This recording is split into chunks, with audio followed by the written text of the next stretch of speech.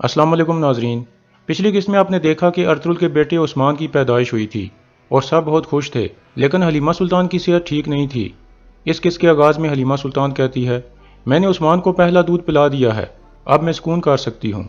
आयमा खातून कहती हैं, अभी नहीं बेटी, अभी तुम्हें कई और दफ़ा इसे दूध पिलाना है, जब तक कि यह गोश्त चबाने के काबिल नहीं हो जाता। यह सुनकर हलीमा काफ़ी परेशान हो जाती है। इसके बाद आयमा खातून उस्मान को उठाकर एक झूले में डाल देती हैं और फिर हलीमा सुल्तान के पास बैठ जाती हैं। हलीमा कहती है, मुझे इस दुनिया में अर्तुगरुल साहब की बीवी आयमा खातून और सुलेमान शाह की बहू बनने का शर्फ हासिल हुआ है। मैंने अर्तुगरुल को 3 खूबसूरत बच्चे दिए। कौन जानता था कि हलीमा सुल्तान को यह शर्फ हासिल होगा। आयमा खातून कहती हैं, अल्लाह तुम्हारे मुकद्दर को अच्छा करे बेटी, तुम मेरे लिए एक बहू से बढ़कर हो।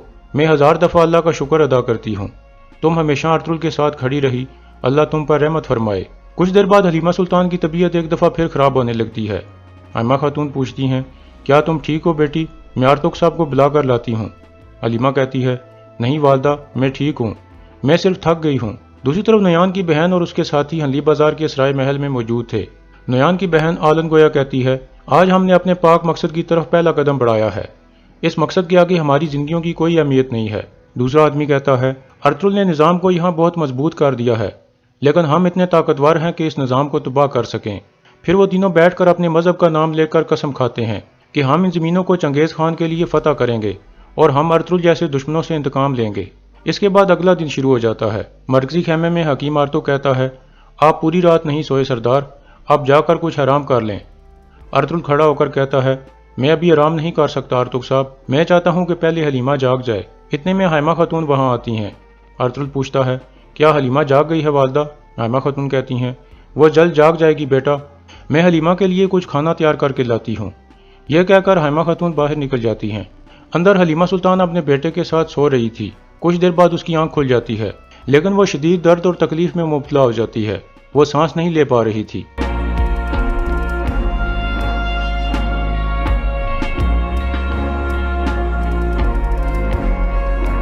फिर हलीमा की तबीयत कुछ संभलती है तो वो उस्मान को उठा लेती है और उसे प्यार करने लगती है, लेकिन इतने में दोबारा उसका सांस बंद होने लगता है।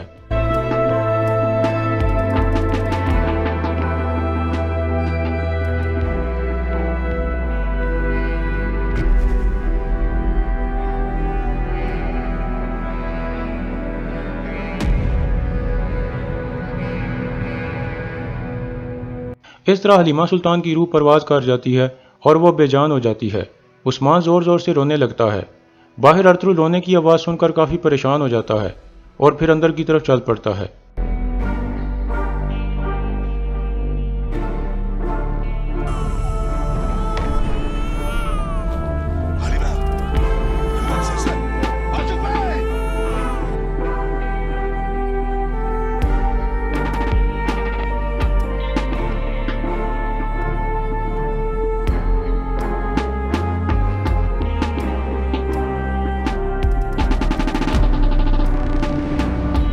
अर्तुगरुल उस्मान को उठाकर एक तरफ आ जाता है और रोकर अल्लाह से मदद की दुआ मांगने लगता है। इतने में आयमा खातून भी वहां आ जाती हैं और हलीमा को इस हाल में देखकर सख्त परेशान हो जाती हैं।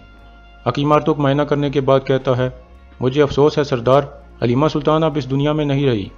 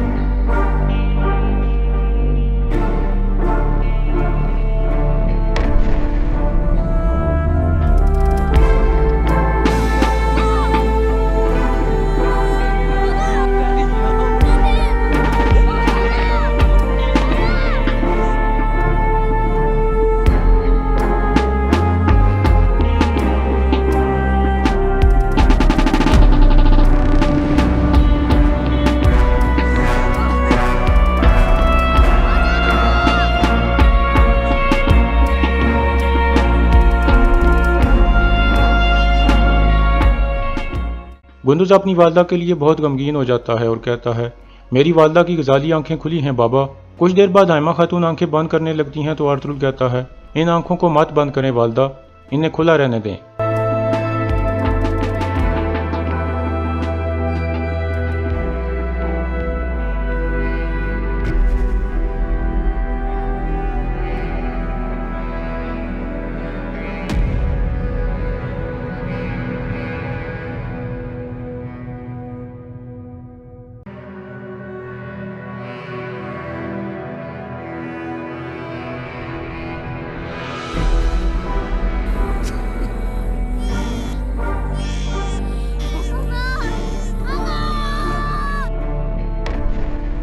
इसके बाद दोपहर का वक्त हो जाता है।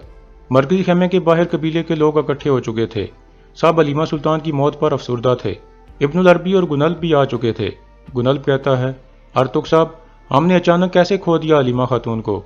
अर्तुग कहता है, यह तकदीर इलाही है गुनल्ब साहब। वो देखने में सेहतमंद थीं, लेकिन बच्चा पैदा होने के बाद उन्हें काफ़ी दर्द का सामना करना पड़ा और उनका दिल इस दर्द को बर्दाश्त न कर सका। बामसी कहता है, ये हमारे सरदार के लिए एक सख्त इम्तिहान है। एक बीवी जिसे वो अपने आप से बढ़कर प्यार करते थे, उसको अलविदा करना आसान नहीं है। तुर्गुत कहता है, मैं जानता हूँ भाई, इस गम से निकलना बहुत मुश्किल है, लेकिन हमारा सरदार जानता है कि देने और लेने वाली ज़ात अल्लाह की है। हम सिर्फ उनका गम बांट सकते हैं भाई। अंदर अर्तुगरुल हलीमा सुल्तान के जनाजे के पास बैठा हुआ था और इंतहाई दुखी होकर कहता है, मेरी हलीमा, मेरी गजाली आंखों वाली, मेरी वफादार बीवी, जिसे सबसे पहले मैंने देखा और मुझे प्यार हो गया। फिर अर्तुगरुल कहता है, अब तुम हमारे सफ़ेद खेमे को छोड़कर काली मिट्टी के नीचे चली जाओगी। मुझे तुम्हें सफ़ेद कफन में क्यों देखना पड़ा? अब मैं क्या करूँगा और कहाँ जाऊँगा?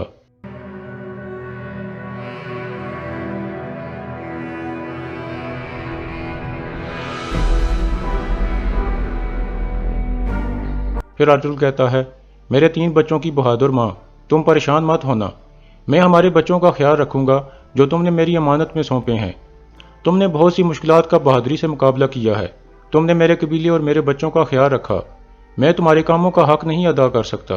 दूसरे खेमे में गुंदुज भी लगातार रो रहा था और कह रहा था, मेरी गजाली आंखों वाली खूबसूरत माँ, मेरी माँ हमें अकेला छोड़कर नहीं जा सकती।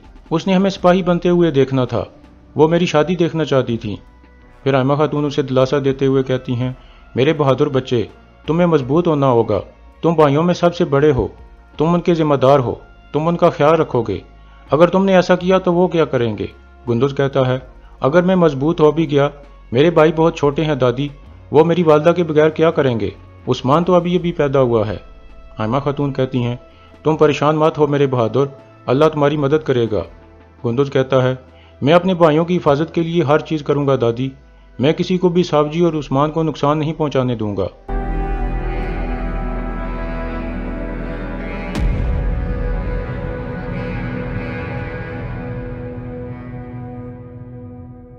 बाहिर तुर्गुत कहता है, चलो भाई, वक्त आ गया है। यह कहकर वो अंदर की तरफ चल पड़ते हैं और इजाज़त लेकर मरकज़ी खेमे में दाखिल हो जाते हैं। अर्तुगरुल मुसलसल रो रहा था। बामसी कहता है, मेरे सरदार, वक्त आ गया है। अंदर हाइमा खातून कहती हैं, चलो गुंदुज बेटा, वक्त आ गया है। गुंदुज कहता है, मेरी वालदा नहीं मरी हैं, आप उनको यहाँ से नहीं ले जा सकते। मैं उनको नहीं ले जाने दूंगा।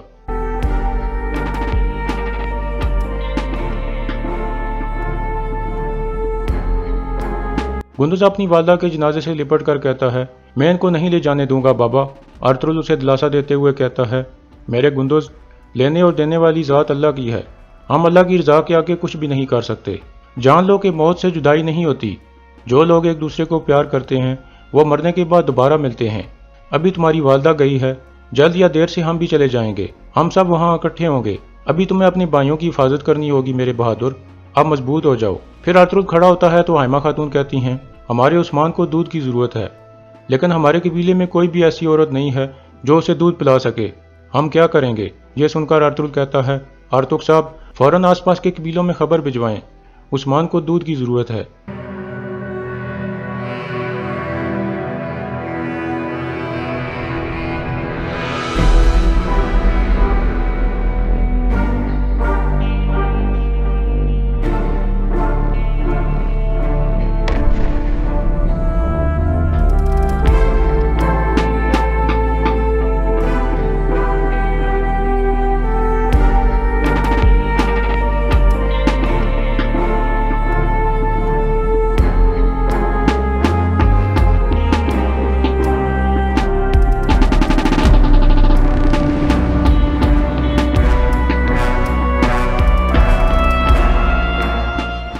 दूसरी तरफ नोयान ब्लेजे किले में पहुंच जाता है। गवर्नर क्रीतोस उसे खुशामदीद कहता है।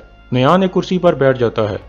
क्रीतोस गिलास में शराब डालने लगता है तो नोयान कहता है, छोड़ो इस बिजांतीन की शराब को गवर्नर, अब हम तुर्कों का खून पियेंगे, और वह भी सबसे काला खून जो अर्तुगरुल का है। क्रीतोस पूछता है, तुम क्या कहने की कोशिश कर रहे हो मुसाफिर?